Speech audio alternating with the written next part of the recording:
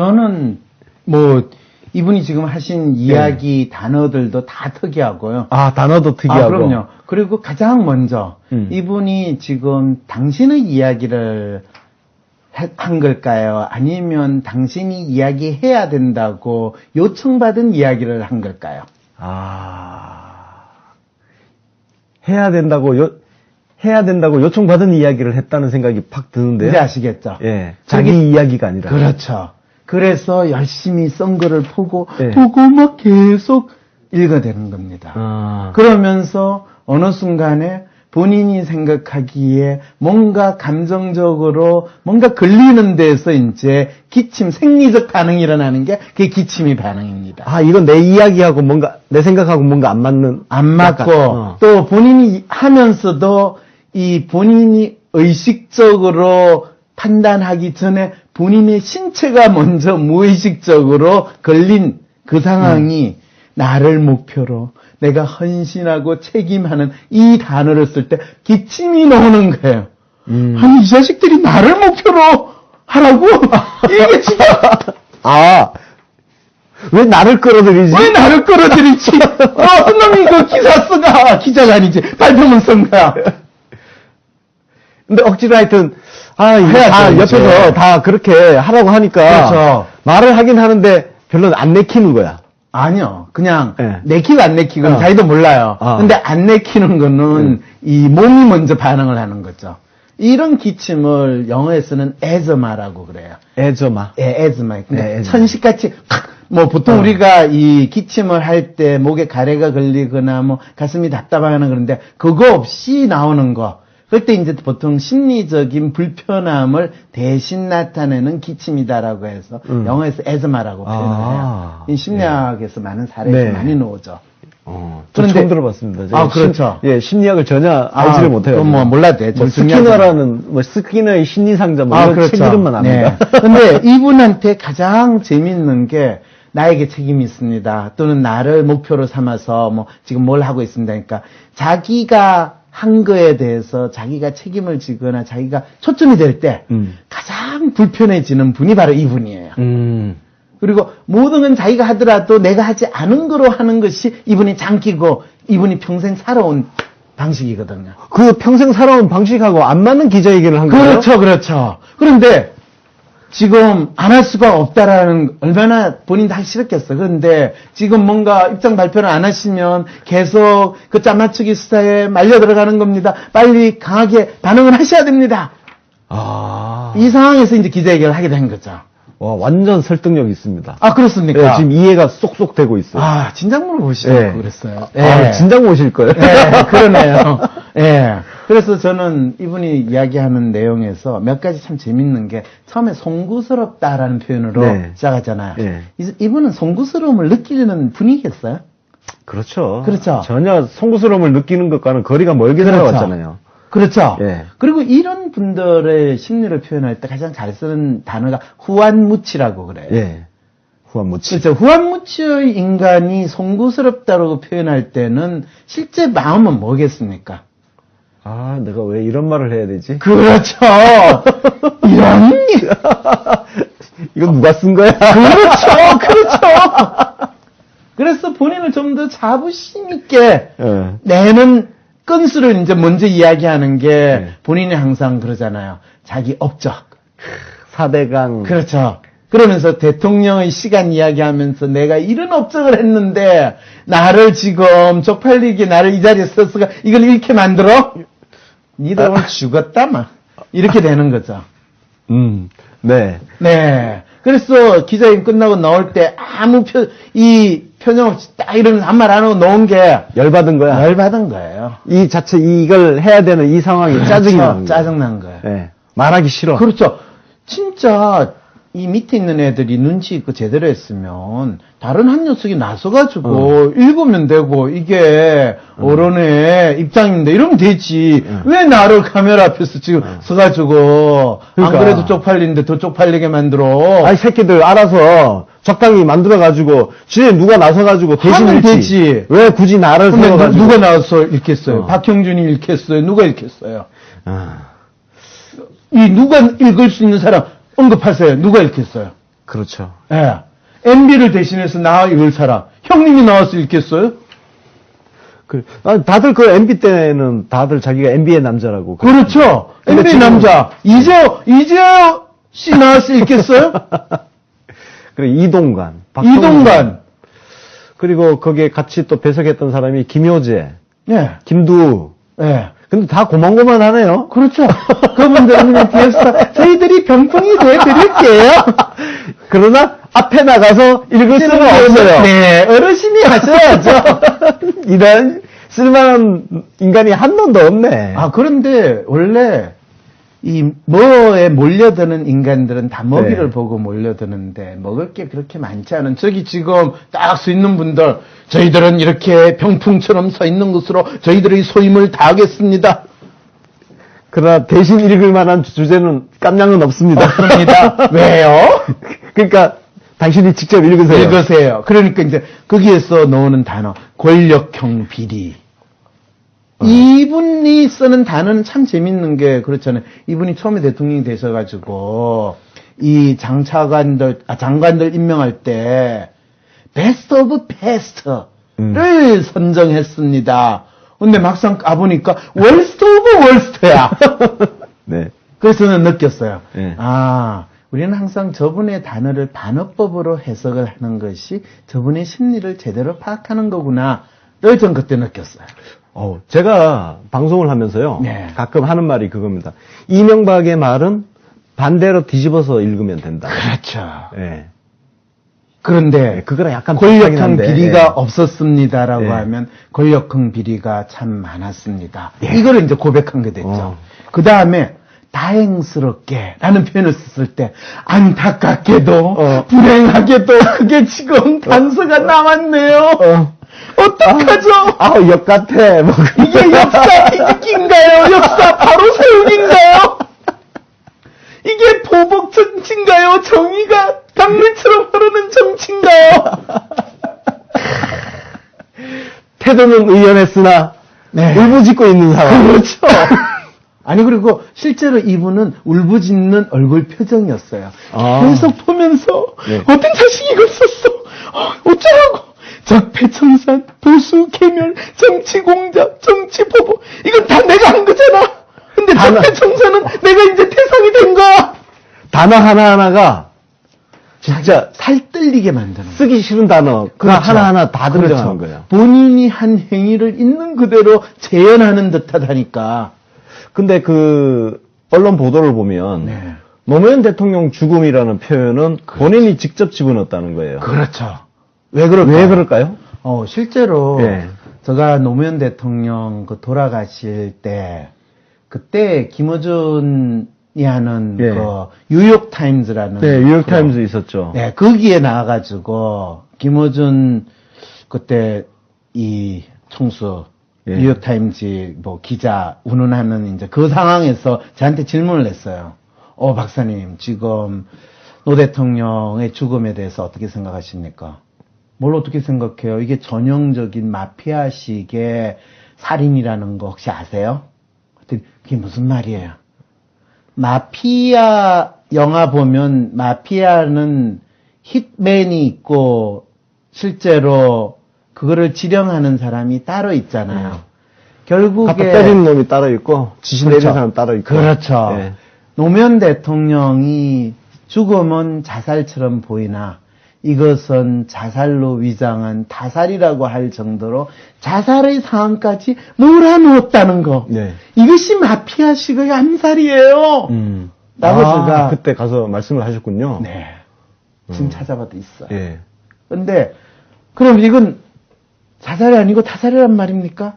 마피아식 암살에서 누가 죽었느냐, 누가 죽였느냐, 그게 중요한 게 아니잖아요, 지금. 그랬을 때 이 죽음의 책임은 누구에게 물어야 됩니까? 지금 내가 누구한테 물어야 된다면 그때는 진짜 제가 그런 이야기를 해도 대학에서 잘릴 거라고 생각을 안 했어요. 그래도 이명박 때는 잘리진 않았어요. 네. 제가 그래서 아니 그걸 말이라고 해요. 지금 아니 노무현 대통령의 성정으로 보면 진짜 검찰 불러가지고 온갖 말도 안 되는 소리 만들고 쪽팔리게 되면 이분의 특성이 제가 이 사용하는 심리 성격 분석 WPI라는 게 있어요. 네. 혹시 공 기자께서도 네. 내가 어떤 사람이고 내 성격이 어떤가를 한번, 알고 싶으면 네. WPI 네. 그 성격 검사를 한번 해보시면요. 네. 본인이 어떤 성향의 사람인지를 알 수 있어요. 네. 근데 노무현 대통령은 아주 전형적인 아이디얼리스트예요.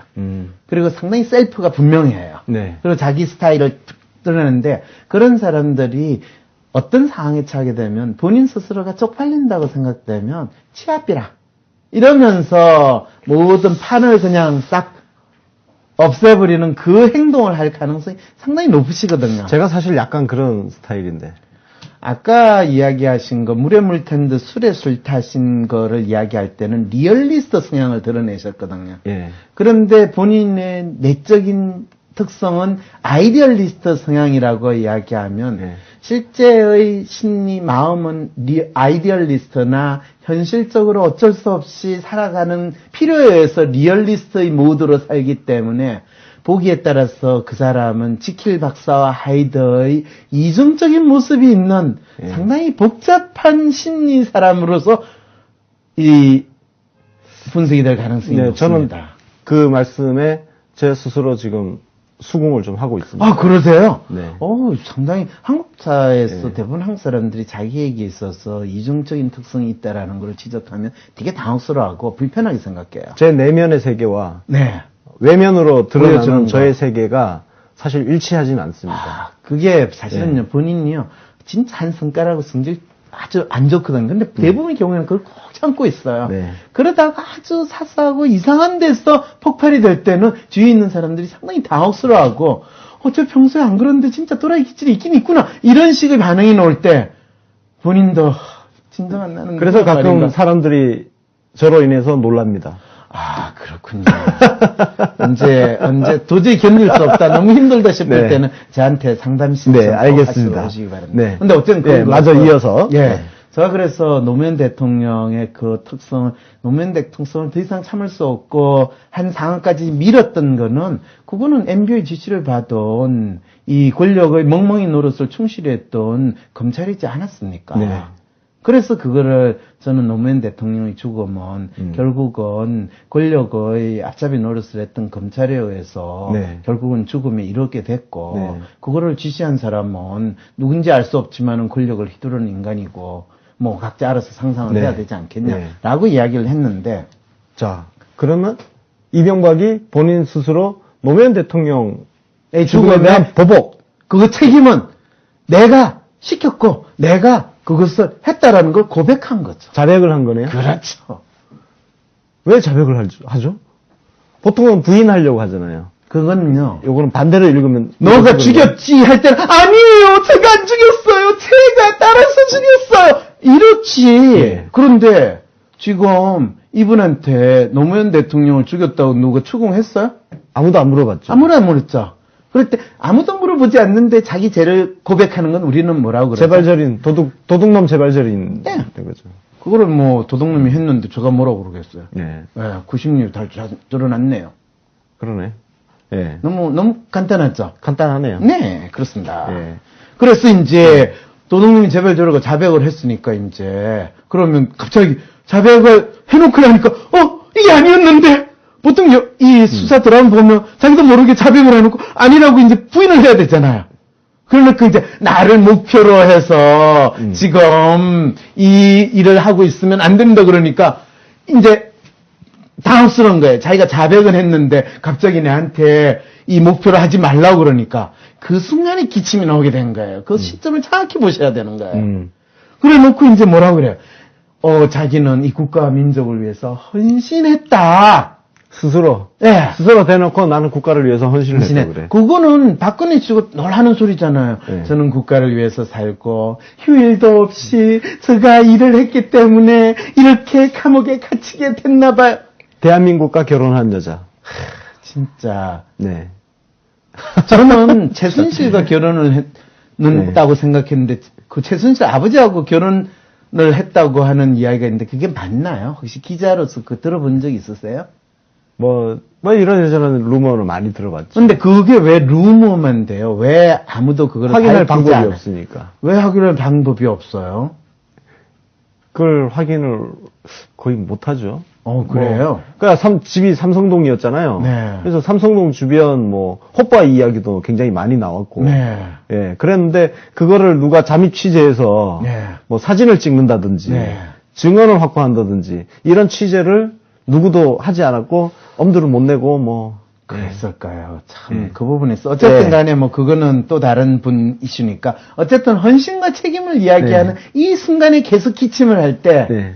사실은 이 MB 대통령 또는 MB 회장, MB 사장, MB는요, 책임이라는 것과 관련해서 이 단어는 누군가에게 책임을 추궁할 수는 있지만은 자기 스스로 책임을 진다라는 것은 본인이 사전에 없는 분이거든요.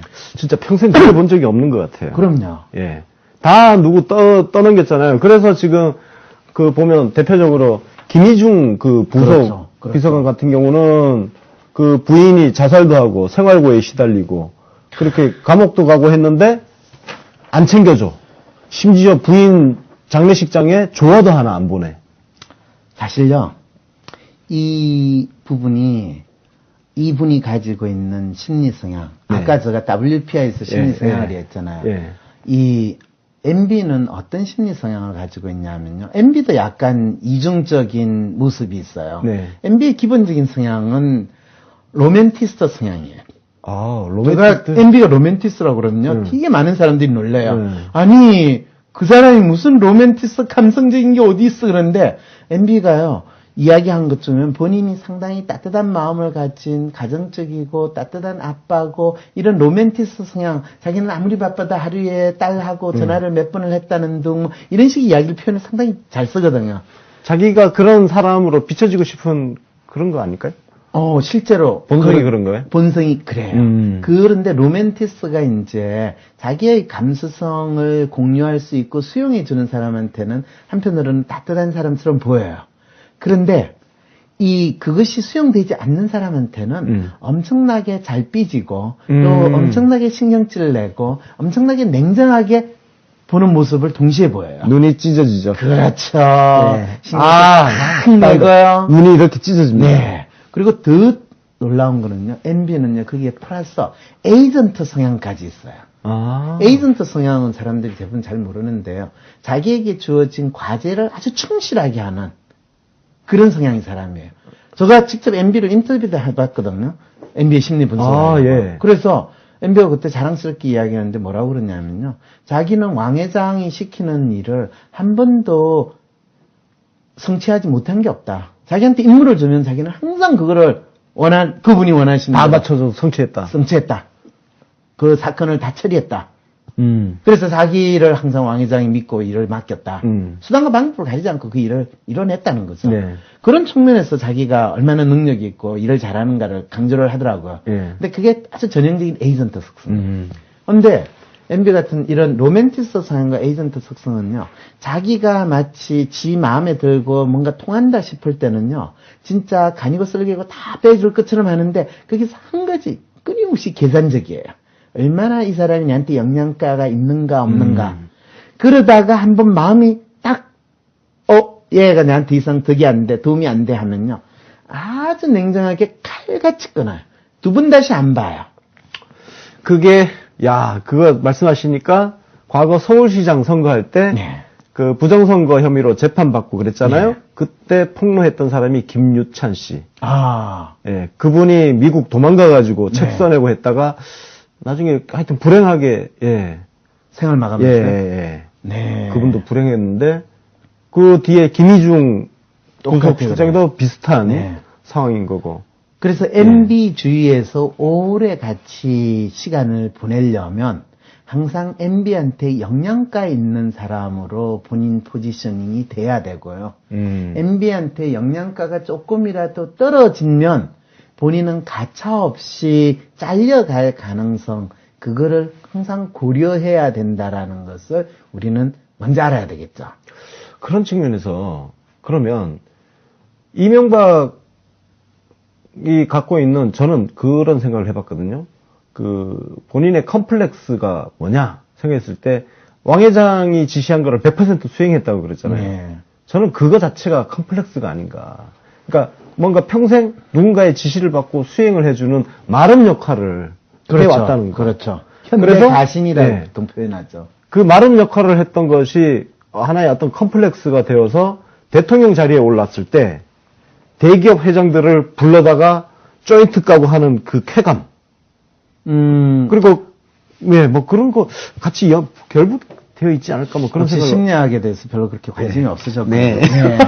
뭐 마름 역할을 할 때 제가 질문을 위해서. 그렇죠, 네. 그렇죠, 그렇죠. 네. 마름이 가장 잘 하는 거는 뭐냐면 네. 소장농들을 불러가지고 그 소장농들을 작살낼 때, 예. 괴롭힐 때 뿌듯하거든요. 네. 마름은 지가 아무리 많은 땅을 가지고 지주를 노릇을 하는 짓이 마름 수준을 벗어날 수가 없어요. 네. 그래서 이럴 때 이제 뭐라고 표현했냐 하면 이거는 마름의 컴플렉스가 아니라 저는 심리적으로 MB는 로맨티스트의 심리를 밑바탕에 깔고 있는데 현실적으로 자기가 살아남기 위해서 에이전트의 성향을 같이 수행을 해서 이 모시는 분들을 위해서 진짜 견마지로를 다 한 거예요. 그런데 시절이 바뀌고 세상이 좋아져가 본인이 왕이 된 거예요. 그런데 로맨티스트 성향의 사람들이 가지고 있는 심리는 기본적으로 왕자, 공주로 살아가는 심리거든요. 근데 본인이 뭐 시장통에서 쓰레기 청소도 하고 뭐 장사도 하고 뭐 고학생으로 살았다고 하는데 본인은 그 로맨티스트 성향, 왕자, 공주의 마음은 항상 숨겨두고 본인이 진짜 마름으로 조금이라도 이익이 있으면 수단과 방법을 가리지 않고 저 높은 것을 향해서 더 많은 돈을 벌기 위해서 성공을 하기 위해서 살았던 거예요.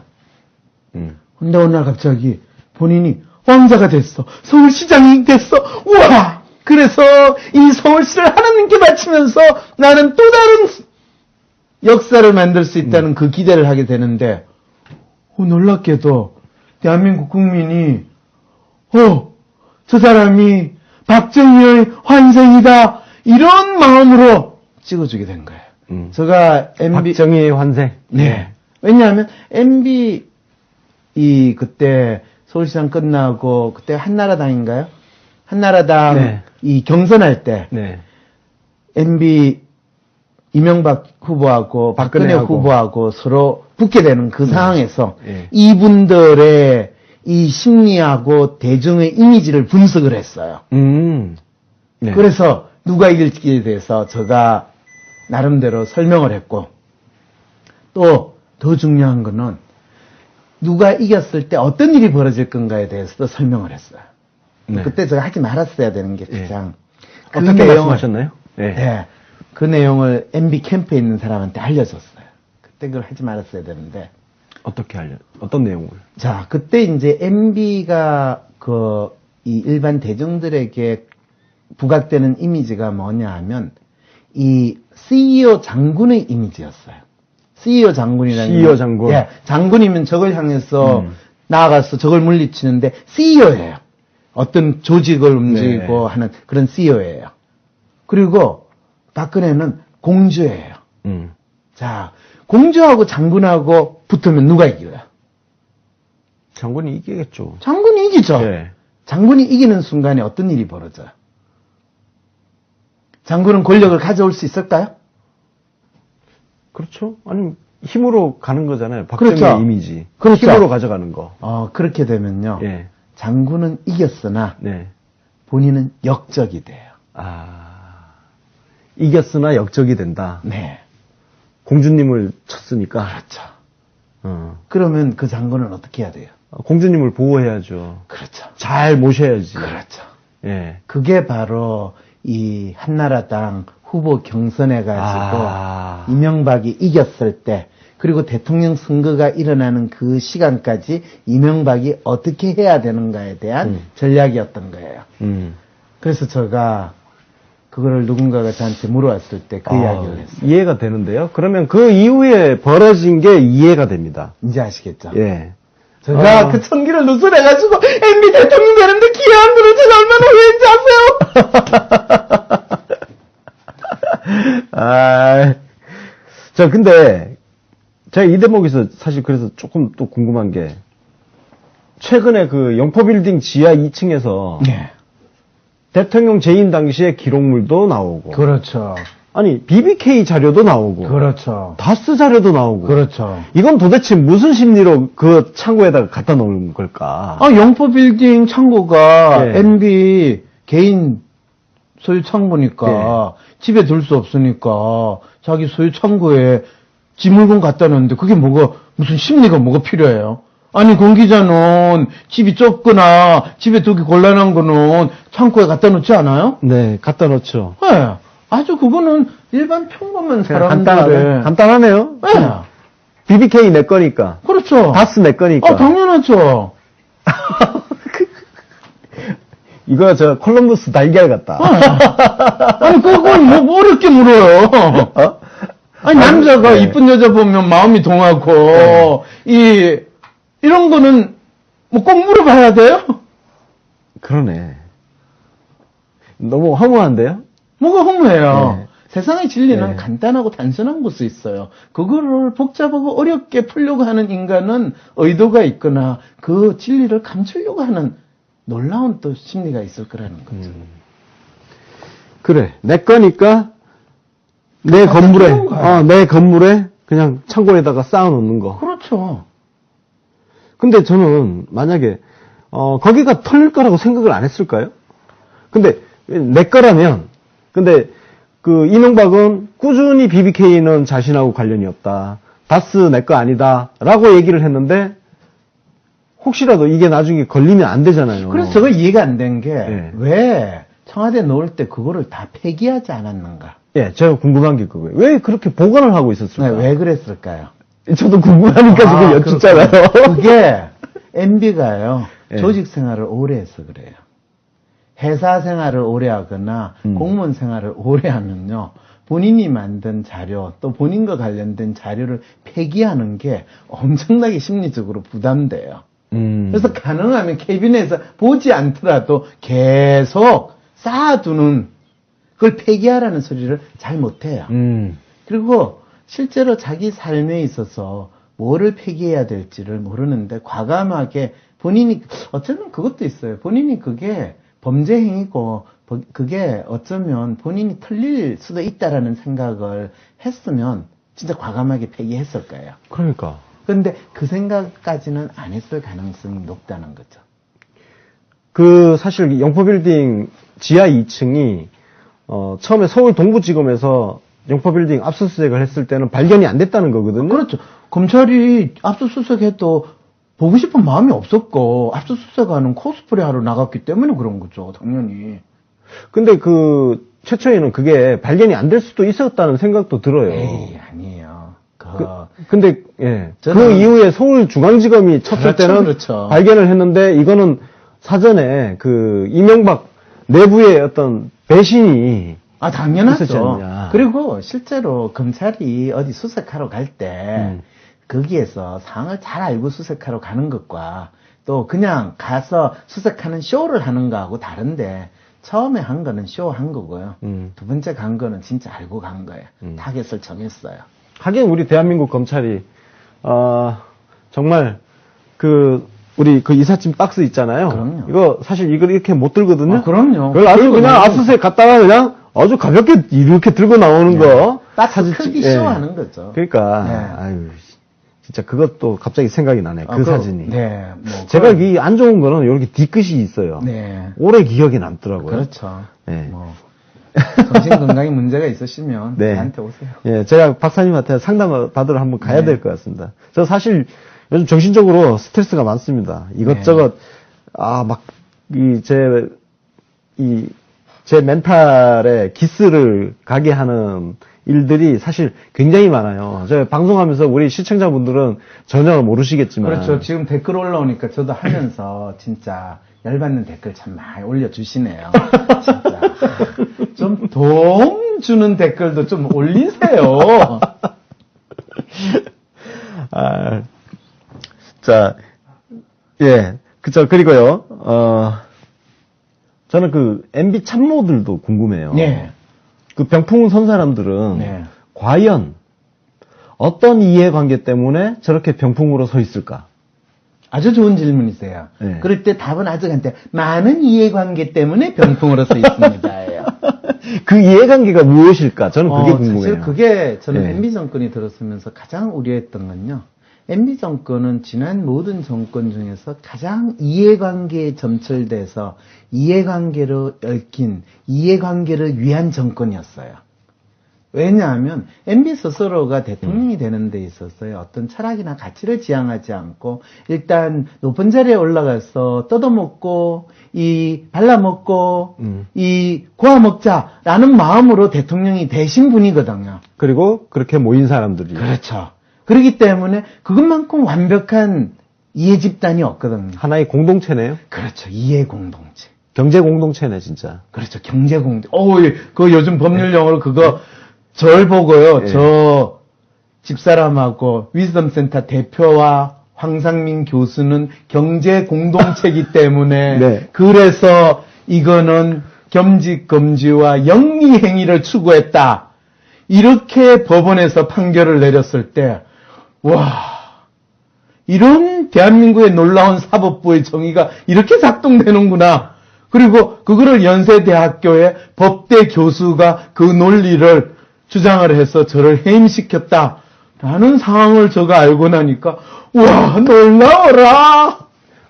아니, 저 지금 말씀드리니까 놀랍네요. 아니, 법원 판결문에 경제 공동체 그게 네. 있어요? 네, 저한테. 아니, 경제 공동체라는 거는 이미 헌법재판소에서 네. 그 종부세 관련 위헌 판결문에서 네. 박살난 논리인데 그래요. 그런데 부부 별산제 아닙니까? 부부가 경제 공동체이기 때문에 제가 위썸센터의 영리행위 활동에 참여했대요. 아이고 참. 뭐 경제 공동체 얘기 나오니까. 근데 지금 이명박과 그 주변 사람들은 이제 이해관계 공동체, 경제 공동체 그런 측면에서 보면 서로 이탈하는 사람도 있을 거 아니에요. 이탈하신 분이 지금 아니 이미 있잖아요. 끈 떨어진 상태에서 그렇죠. 끈 떨어진 상태에서 무슨 이해관계가 남아 있길래 서로 사슬을 묶고 이렇게 있는 걸까? 지금 끈 떨어진 상황에서 이탈하면 어떻게 될까요? 일단 한번 생각해 보세요. 더 작살나? 그럼요. 살기 위한 몸부림인가요? 그렇죠. 이제 그래서 내키지 않아도 병풍 노릇을 해야 되고 이제 그때는 지금 사실 이동관 씨나 또 누구예요? 또 요즘에 또 간혹 나오시는 분, 이 썰전에 나오시는 분 있잖아요. 썰전에요? 박형준. 그렇죠. 박형준 씨. 네. 그런 분들은 다 MB의 남자로 아주 작정하고 네. 하셨던 분들이잖아요. 근데 그분들이 MB에 대해서 뭐라고, MB를 위한 변명, 이런 거 하는 거 혹시 들어보셨어요? 대놓고는 아닌데 은근히는 계속 하는 거 같아요. 은근히는 하는데 대놓고는 들어보냐? 대놓고는 안 네, 해요. 소크라테스를 위해서 네. 플라톤은 소크라테스를 위한 변명이라도 지었는데 박형준 교수는 뭘 하고 있는가? 이런 질문 던질 수 있나요? 새벽이 오면 너희들 중에 나를 그렇죠. 모른다고. 네. 두 번, 세 번? 네. 네. 그렇지만 그렇게 세 번 베들어도 자기가 십자가에 매달 때 나는 예수님을 세 번 배신했기 때문에 예수님처럼 죽으면 내 죄가 사하지 않으니까 거꾸로 매달려라 하는 진정성을 보였는데 그것도 우리 MB 심리 분석을 하면서 네. 박형준 씨나 이동관 씨나 또 그 주위에서 MB의 남자를 자처하신 분들은 과연 무엇을 위해서 국가를 어떻게 헌신을 하고 어떻게 참여하셨는지 꼭 한번 그분 초청해가지고 좀 물어보시면 안 될까요? 저는 개인적으로 굉장히 싫어하는 스타일이라 가지고. 그래요? 저는 그 겉으로 드러나는 말이 굉장히 젠틀하고 네. 센스 있고 그런데 그 말 내용이 굉장히 비열하고 거짓으로 점철되어 있는 사람들을 진짜 싫어합니다. 그러시군요. 살기 예. 힘드시네요. 살기 예. 예, 살기 힘들죠. 예. 근데 아까 그 상당히 높은 정치적 센스를 가지시고 있다고 표현하셨는데 또 그런 인간에 대한 이 약간의 혐오감을 이렇게 네. 노골적으로 표현하면 예. 참 그러시잖아요. 그냥 제가 생각하는 대로 살아야죠. 아, 근데 그러시군요. 정치적 판단, 네. 어떤 현안, 네. 정책 결정 이런 네. 것은 어떤 이념이라든지 네. 편견에 사로잡히지 않고 최대한 있는 그대로를 보고 지금 우리한테 어떤 게 무엇이 이익인가 그렇죠. 이런 걸 가지고 판단을 하겠다. 이게 이제 아까 전에 말씀드렸던 약간 리얼리스트에 네. 가까운 어떤 그게 그런 거고. 이제 예. 그 MB의 남자들이 현재 네. 아주 그 입장에서 행동을 하고 있다는 거죠. 아. 그럼 서로 묶여 있는 그 사슬에서 먼저 이탈하면 이탈할수록 먼저 죽기 때문에 이탈하지 않으려고 지금 하는. 뭐 이탈하면 먼저 죽기 때문이라고 하면 너무 그분을 찌질하게 만드는 네. 거고요. 이탈할 이유가 없어요, 실제로. 일단 그게 없다. 왜냐하면 지금 이탈할 이유가 있는 분부터 이탈한 것처럼 이야기가 나오잖아요. 먼저 내쳐져 가지고 너무나 냉정하게 조금도 보살펴주지 않았다. 아까 배신했다고까지 표현하신 그분 같은 경우에 부인이 생활고에 시달리면서 이 자살했다는 그런 개인적인 아픔을 가지고 있잖아요. 네. 근데 너무 웃기잖아요. 자기가 10년, 20년 밑에서 자기를 그렇게 극진하게 충성스럽게 자기를 모셨는데 어떤 상황이 돼가지고 감옥에 갔어요. 청와대에 있어서 돈 좀 받아 먹어가지고 갔어요. 그러면 그게 인간적으로 참 저랬는데 그 가족이 너무나 생활고에 시달린다는 이야기를 MB가 들었을까요? 안 들었을까요? 아니면 MB를 모시는 다른 주위에 있는 사람들이 그거를 알았을까요? 몰랐을까요? 그분들이 조금이라도 인간적인 정의라는 것도 생각하고 인간적인 그에 대한 뭔가가 있더라면, 소위 우리가 그러잖아요. 인정이 조금이라도 있더라면 MB한테 알릴 필요도 없어요. 그 사람들 다 먹고 잘 살아요. 그렇죠. 그렇잖아요. 이동관 씨나 아까 누구죠? 예. 무슨 교수. 김효재, 박형준 교수. 김두. 예, 다 웬만큼 먹고 살아요. 그분들이 조혜진. 예. 하나둘 생각나네. 그렇죠. 이재호. 이재호 씨는 떨어지고 와서. 약간 떨어진 것 같아요. 그래서 돈이 좀 없지만, 그래도 이재호 씨 주위에 또 돈 많은 사람들, 돈 갖다 바치는 분들도 얼마든지 있을 수 있어요. 어쨌든 이명박.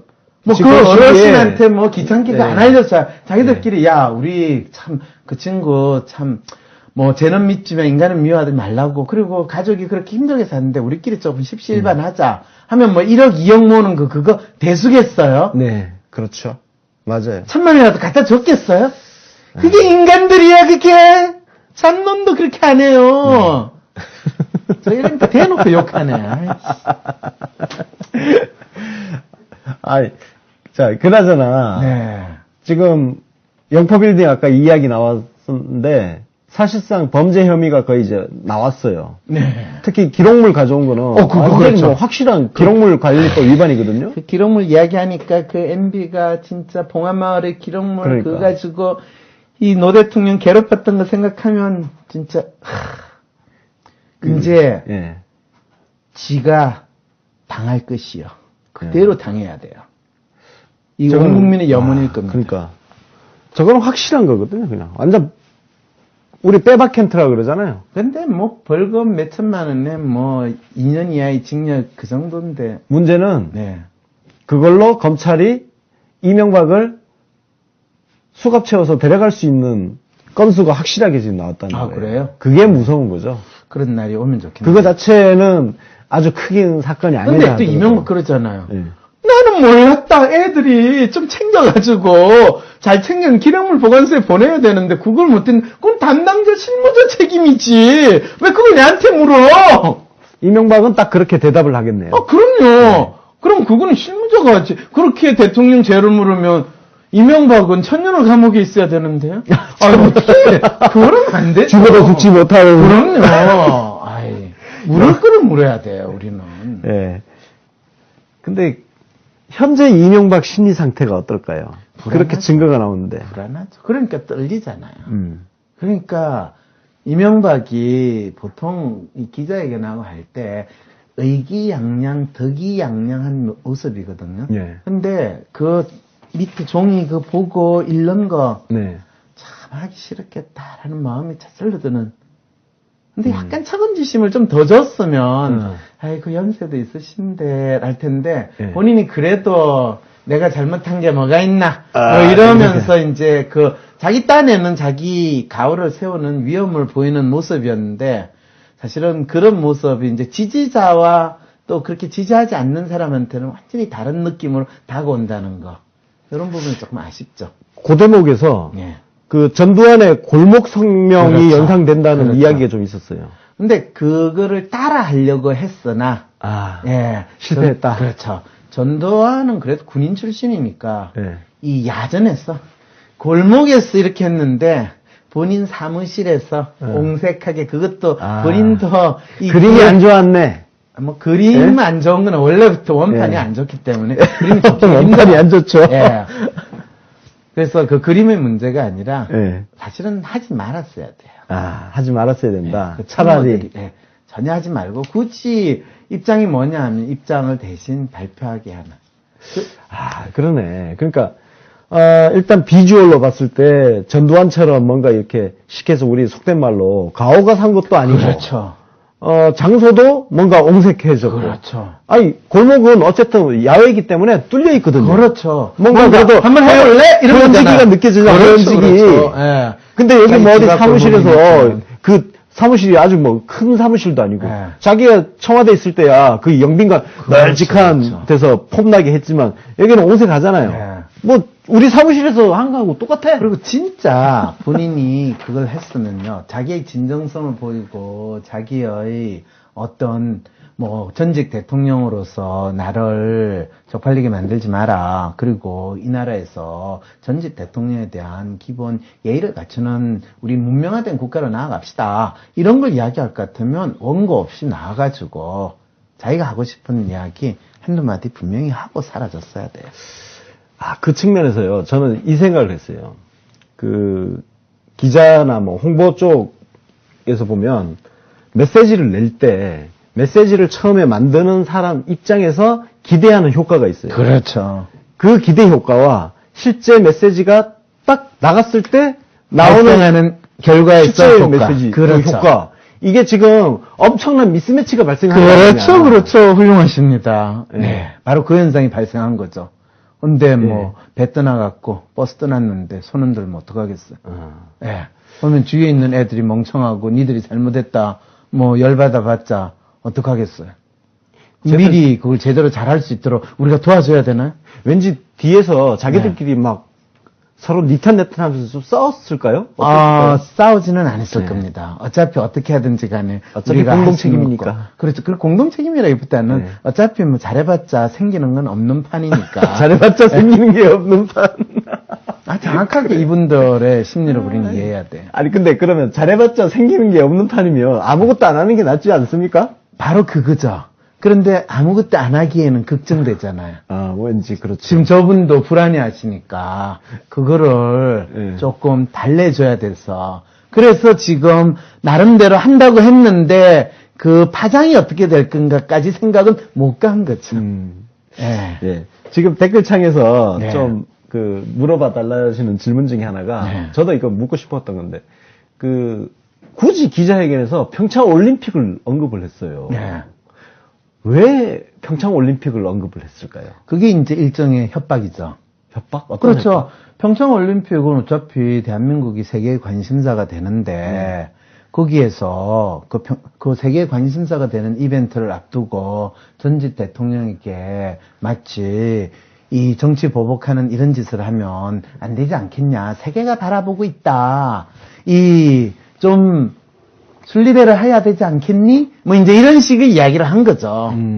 그래서 전 놀랍게도 평창 올림픽에 참가하십시오. 이렇게 또 청와대에 초청장 보냈다면서요?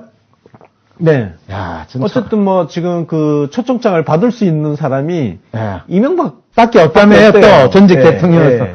저는 뭐 그게 그냥 공무원들이 의례적으로 하긴 했지만은 참 이거는 의도하지 않았지만 상당히 놀라운 수다. 받아야 되나 받지 말아야 되나 고민하는데 시험에 들게 하셨네요. 그렇죠. 시험에 들었는데 또 이분이 예. 이 독실한 기독교 장로님이라 그 시험에 독배를 또 받아들였네요. 안 받을 수가 없겠죠. 아, 그럼 예수님도 받았는데. 사실상 제가 보기엔 그냥 외통수예요. 제가 그냥 초청장을 이명박 쪽에다가 딱 보냈잖아요. 네. 아니, 그걸 어떻게 거부를 하겠어요? 그걸 거부하는 순간 또 쫄장부가 되잖아. 아, 아니에요. 이명박이 자기가 네. 진짜 자기 성질을 있는 대로 내고 음. 내가 정치 보고를 받고 있다라는 걸 만천하에 알리는 유일한 방법은 그 초청장을 안 받는 거였어요. 저도 그렇게 생각합니다. 네. 생각은 그렇게 합니다. 그런데 안타깝게도 근데 그 그렇게 정도까지 대범하지 않은 모습을 보이고 싶지 않은 거야. 근데 역설적으로 본인의 소심함을 그대로 드러냈다. 기자회견하고도 모순되는 거예요. 그럼요. 기자회견문에서 노무현 대통령 죽음에 대한 정치적 보복이다. 이런 것들을 언급을 했다 그러면 그럼요. 어차피 지금 정치 보복이 벌어지고 있는 있는데. 상황인데 평창올림픽 개막식에 오십시오 초청자인데 야 내가 거기 왜 가? 그렇죠. 그럼 그렇게 해야 되는 거죠. 네. 그게 일관성이 있는 거죠. 맞아요. 정확히 바로 그 이야기인 네. 거예요. 그랬을 때 노무현 대통령의 죽음에 대해서 이 본인뿐만 아니라 참모들이 본인들이 죄를 고백을 했다라는 것이 드러났는데 의도하지 않게 고백이 드러났고 본인은 사실은 이 참모들이나 본인은 그거를 언급함으로써 이것에 대해서 마치 뭐 그게 보수 세력이 됐던 아니면 과거 노무현 대통령에 대해서 별로 안 좋게 됐던 사람들이 NBA 지지 세력으로 바뀌어질 거라는 예상도 하고 그 표현을 더 명확하게 하지 않았나 싶은데 실제로는 그냥 자기의 죄에 대한 고백으로 끝나는 결과가 초래되니까 상당히 예, 안타깝네요. 그런 마음까지 가지시니 참 마음이 넓으시네요.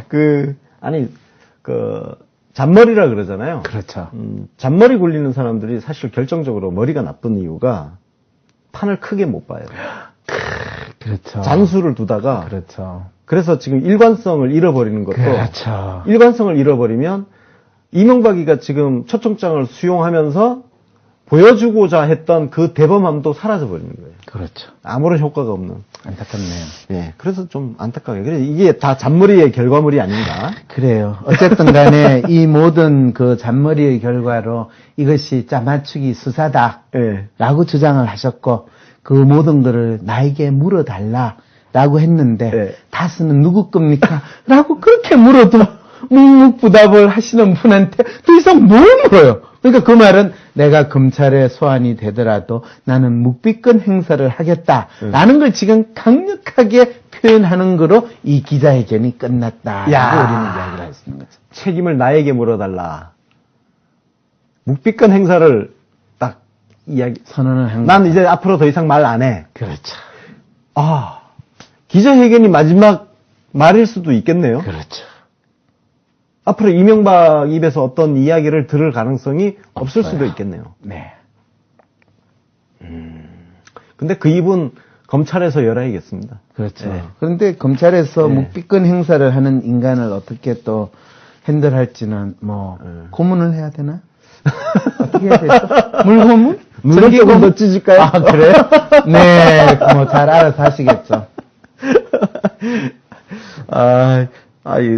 너무 재밌는데, 이거. 시간이 좀 예. 시간이 너무 많이 지났네요. 네. 예. 조금, 시청자 여러분, 뭐, 조금 아쉽긴 한데, 예. 일단, 요 정도로 정리를 좀 해야 될 것 같아요. 근데, 우리, 황 박사님, 고정가자는 요청이 많은데요? 어떻게, 제가 하실까요? 출연료가 비싸가지고 예. 지금 여기서 감당이 안 되실 텐데. 저희 수준에서 협상을 해보시죠. 네. 저희가 드릴 수 있는 최대치. 네, 후원 받아가지고 따로 출연료 챙기시는 게 더 나으실 것 같습니다. 박사님 분 통장을 따로 만들어서. 황신설 좀 후원해 주시면 제가 열심히 나오겠습니다.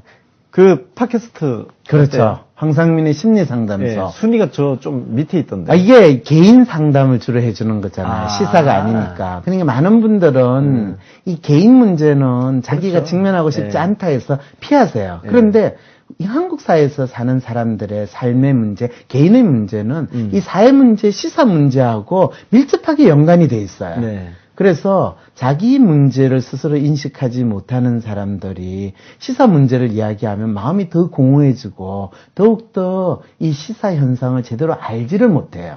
그래서 시사 문제를 더 잘 인식하기 위해서는 개인 문제가 어떻게 드러나고 거기에 대한 해법이 어떻게 나오는가 그걸 먼저 알아야 돼서 그래서 꼭 황상민의 심리상담소 황심소를 들어보셔야 돼요. 그 황심소는 뭐 개인 상담자가 직접 출연을 하나요? 아니면 사연을 받아서 주로 사연을 받아가지고 그거를 패널하고 저하고 같이 상담을 해주는 거죠. 아, 그렇군요. 네.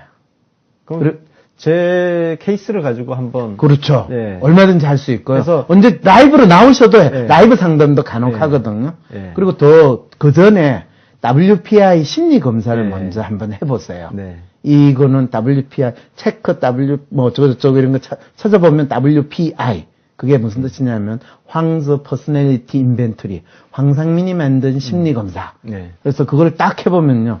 일단은 이 본인이 어떤 사람인지를 확실히 알 수가 있어요. 알겠습니다. 그럼 제가 그 교수님 그 황심소 네. 출연을 한번 하죠 뭐. 어이! 감사합니다. 예. 출연 한번 하고 훌륭합니다. 그리고 교수님 우리 심리 분석해야 될 네. 정치인들이 너무나 많이 있습니다. 그렇죠. 뭐 그렇죠. 홍준표 대표부터 해가지고 그렇죠. 그래서 교수님이 여러 번 했는데. 교수님이 하셔야 될 일이 굉장히 많이 있는 것 네, 같습니다. 불러주세요. 그래서 그래서 나서 하겠습니다. 저희 방송에서 앞으로 계속 네. 해보죠. 네. 예. 그래서 알겠습니다. 이걸 무슨 날짜에 언제 한다 고정 이렇게 탁 하지는 않더라도 네. 금요일 뭐 이 시간쯤에 딱 하면 그럴까요? 고정으로 그냥 저 바빠요 사실은. 그럼 고정 딱 정하지 고정 않으면 딱 안 됩니다. 정하죠 뭐 네. 그냥. 금요일 예. 오후 5시. 금요일 오후 5시. 예. 끝날 때까지 알 네. 수 없다. 이렇게. 뒤는 알 수 없고. 그렇죠. 금요일 오후 5시. 네. 감사합니다. 네, 알겠습니다. 네. 네. 출연료는 추후 협의. 네. 뭐 후원 다 해주실 테니까 뭐 걱정 안 합니다. 네. 여러분 보시죠. 예, 금요일 오후 5시 고정 편성. 오늘 이 자리에서 즉석에서 결정이 됐습니다. 네. 결정됐고, 앞으로 우리가 안철수, 홍준표 등등 많습니다. 예, 그래서 그때그때 준비 좀 해가지고 분석하는 시간을 갖도록 하겠습니다.